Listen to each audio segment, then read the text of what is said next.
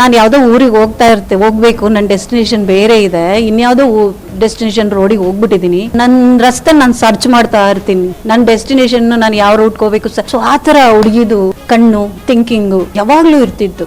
ಏನೋ ಸಮಥಿಂಗ್, ಏನೋ ಸರ್ಚ್ ಮಾಡ್ತಿದ್ದಾರೆ, ಏನೋ ಥಿಂಕ್ ಮಾಡ್ತಿದ್ದಾರೆ. ಸೊ ನಮ್ಗೆ ಅವಾಗಲೇ ಗೊತ್ತಿತ್ತು ಈ ಹುಡುಗಿ ಇಂಡಸ್ಟ್ರಿಗಲ್ಲ.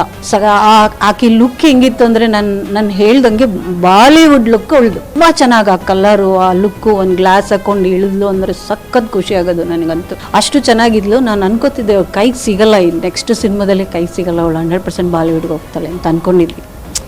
ಬೇರೆ ಕಡೆ ಹೊಟ್ಟೋದ್ಲು.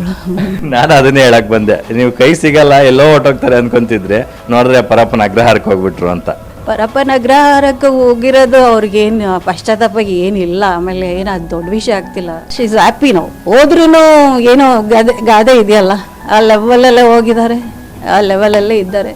ಪಶ್ಚಾತ್ತಾಪ ಏನಿಲ್ಲ.